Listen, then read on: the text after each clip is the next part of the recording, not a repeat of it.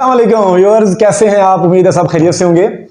ये वीडियो मैं अपने एक व्यूअर जनाब मोहम्मद काशिफ भट्टी साहब के लिए बना रहा हूँ, क्योंकि उन्होंने मेरे से पूछा था।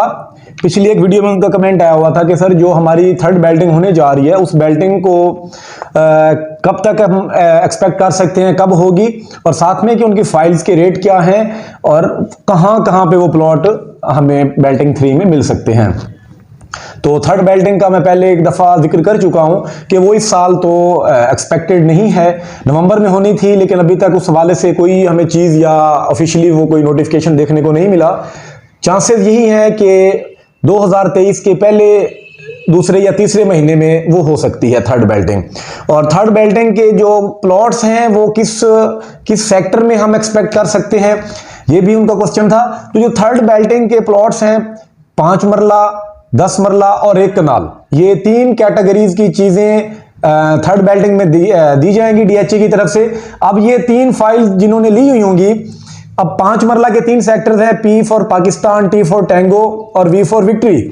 अब इन 3 सेक्टर्स के साथ साथ चौथा सेक्टर जो है वो मास्टर प्लान पे इंट्रोड्यूस करवा दिया गया है। उम्मीद है कि थर्ड बेल्टिंग के अंदर उस सेक्टर्स के अंदर भी जो ई का है एक पोर्शन उन्होंने मजीद दिया है 5 मरला का, उसके अंदर हम एक्सपेक्ट कर रहे हैं कि शायद वहां पे भी प्लॉट्स दिए जाएंगे। तो पी, टी और वी, इन 3 सेक्टर्स में जो ऐसे एरियाज थे, जो ऐसे पैचेस थे जो डीएचए ने एक्वायर नहीं किए थे, उन 3 सेक्टर्स के अलावा, उन पैचेस के अलावा जो चौथा सेक्टर एक्सपेक्टेड है वो 5 मरले का ई फॉर एलिफेंट में होगा। दूसरी तरफ अगर हम आते हैं 10 मरला के लिए, तो जो 10 मरला के हमारे 2 ही सेक्टर्स थे पहले, यू और B1, इन 2 सेक्टर्स के अंदर प्लॉट्स एक्सपेक्टेड हैं। ज्यादा जो चांसेस हैं वो B1 के अंदर हैं, क्योंकि B1 के अंदर काफी सारे ऐसे पैचेस थे जो डीएचए ने एक्वायर नहीं किए थे और अब वो एक्वायर कर चुका है।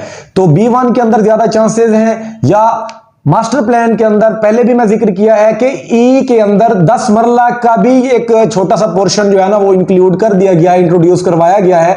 मास्टर प्लान आप देख सकते हैं, तो वहां पे भी हम तवक्को कर सकते हैं कि वहां पे 10 मरला के जो प्लॉट्स हैं वो आएंगे, और यकीनन जो ई फॉर एलिफेंट के अंदर होंगे उन प्लॉट्स की लोकेशन भी एक अच्छी वो बन रही है कंपैरेटिवली। अगर हम कहेंगे जी B1 बहुत अच्छा था या यू अच्छा था, तो ई के जो प्लॉट्स हैं वो भी बहुत अच्छे हो सकते हैं।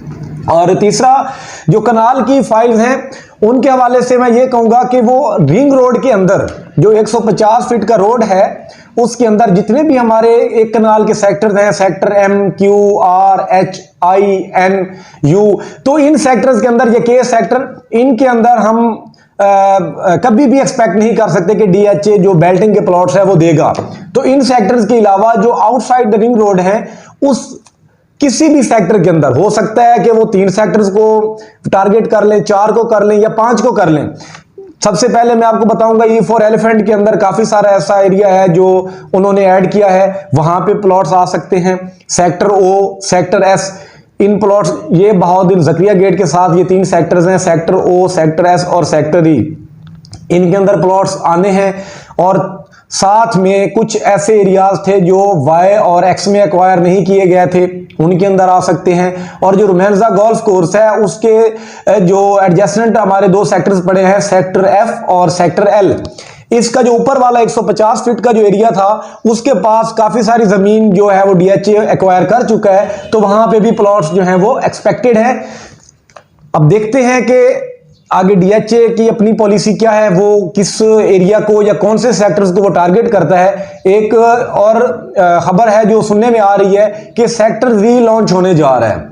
एक कनाल का सेक्टर जो है वो V, वो हमारा जो सेक्टर X, Y इसके साथ आ सकता है, या जो हमारा सेक्टर Y है और नीचे V फॉर विक्ट्री 8 मरला है, इस एरिया के आसपास यहां पे सेक्टर Z एक्सपेक्टेड है।